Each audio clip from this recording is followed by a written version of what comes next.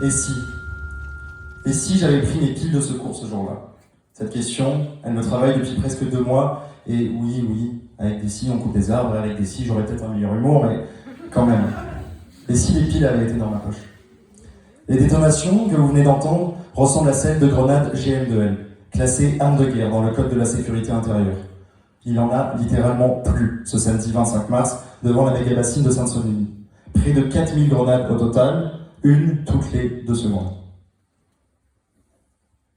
Nous sommes 20 000 personnes réunies ce jour-là pour s'opposer à un projet de construction d'une méga-bassine, à répondre à l'appel du mouvement écologiste des soulèvements de la Terre. 720 000 mètres cubes d'eau, 18 km de tuyaux serviront à 6% des agriculteurs et agricultrices de la région pour irriguer en majorité des champs de maïs en plein été, alors que les nappes phréatiques sont à un niveau excessivement bas.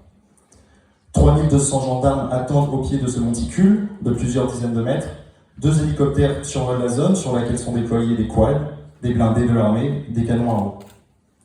Ce dispositif répressif a un coût, 5 millions d'euros, tandis qu'une méga-bassine en coûte environ 3.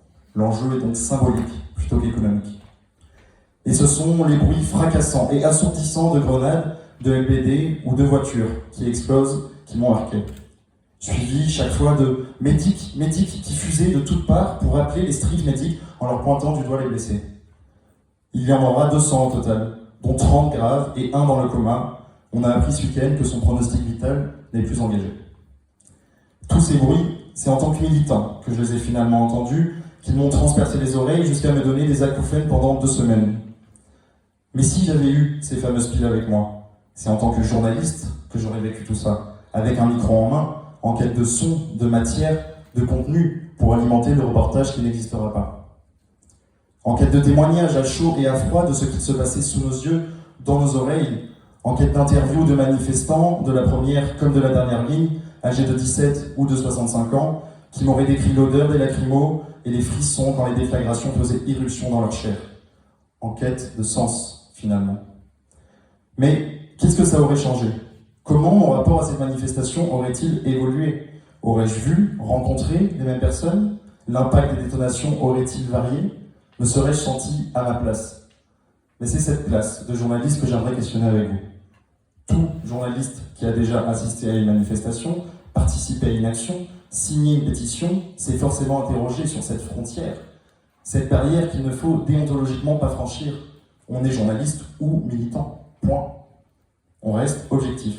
On s'est investi publiquement sur un sujet, alors on ne le traite plus. Notre crédibilité journalistique s'efface pour laisser place à notre citoyenneté. Et c'est du statut de citoyen que l'on parle quand on aborde cette grande question. Jusqu'où va le droit d'être un citoyen impliqué, engagé, lorsque l'on est journaliste? La lisière entre le militantisme et le journalisme est-elle poreuse? Existe-t-elle réellement? Les 2 semaines qui ont précédé la manifestation furent 2 longues semaines d'introspection, de réflexion et du perdition de sens de mes actions. J'y vais pourquoi, au fait? Exprimer mon mécontentement? Vivre l'expérience de la manif sur un week-end entier? Car je suis contre les méga-bassines? Car je suis contre un système? Mais alors, pourrais-je être journaliste un jour avec ces idées? Pourrais-je être objectif? Plausible? Et là, à Sainte-Soline, je prends quoi? Un micro, une caméra, je raconte quoi? Comment? Ce sera biaisé, non? Et les manifestations, les activistes, ils penseront quoi de moi si j'ai ce micro à la main? Je ne serai plus des leurs, si? Je ferai partie du eux, les médias, et plus du nous. Ils me jugeront pas impliqué, neutre, pas engagé, et moi je veux vivre l'expérience ou la capter? Ressentir l'énergie du groupe ou la compter en revenant? Je veux être un militant qui use des outils journalistiques ou un journaliste qui assume son militantisme? Et pourquoi pas les 2 à la fois? 2 semaines de psychanalyse non-stop n'auraient jamais suffi à régler ces conflits idéologiques internes, et c'est donc déboussolé que je débarque sur le campement de la veille de la manif. Et déjà, se mêle à ces questions une ambiguïté. Les pieds englués dans la boue, j'échange avec des manifestants sous une tonnelle qui nous protégeait du déluge, et je me demandais ce qu'aurait changé le micro dans ces discussions. Aurais-je récolté les mêmes témoignages?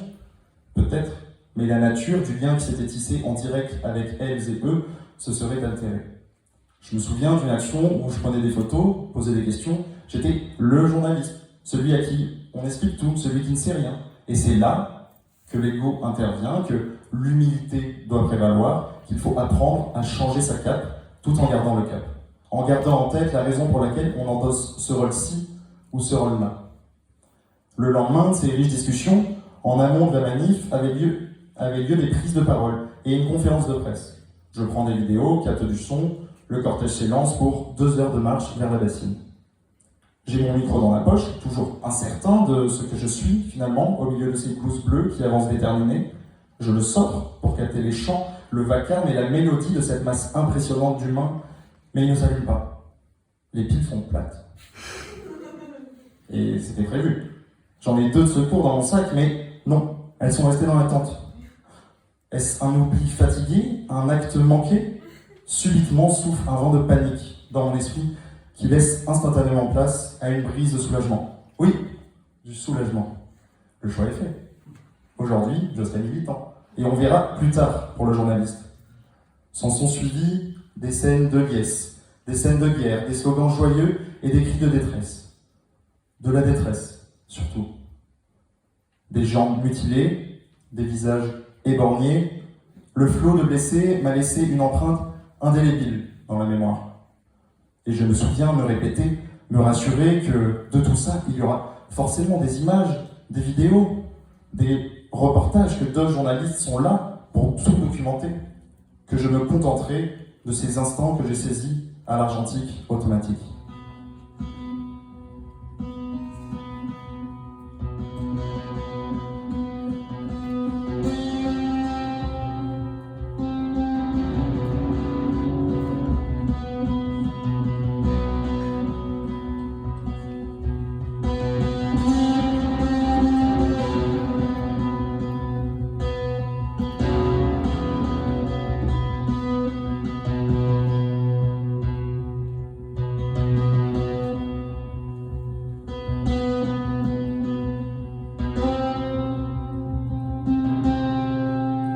Cette violence inouïe, je n'avais que mes mots et ces quelques photos pour la relater.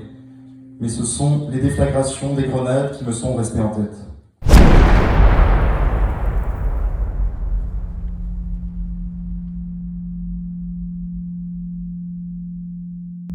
À la fin de la journée, j'avais le ressenti du devoir accompli, d'avoir été là où ma place était, d'avoir vécu l'instant présent pleinement, mais déjà une question. Et si j'avais eu ces pieds? Et les regrets ont commencé à germer les jours qui ont suivi. Je ressassais ce moment, cette milliseconde où j'ai décidé de ne pas les récupérer. Je réalisais peu à peu que j'aurais pu vivre cette expérience-là avec ces souvenirs-là, avec ces marques-là, en tenant un micro en main. Que ce micro n'aurait pas discrédité mon engagement, mais lui aurait donné du relief. Car être engagé, c'est aussi raconter une vision des faits, parfois opposée à celle des autorités, tout comme être journaliste, c'est rapporter la vérité et parfois étayer les arguments d'un camp sans prendre parti, en se tenant à la rigueur qui accompagne le métier. C'est faire office de contre-pouvoir et, dans mon cas, de mettre à profit mon affection pour la radio, pour l'intérêt général, bien sûr, mais aussi pour moi-même. Oui, pour moi-même. Ce micro aurait pu me permettre d'extérioriser, de retracer ce qui s'est passé là-bas et ce qui se passe ici, désormais, car les détonations résonnent toujours, à jamais.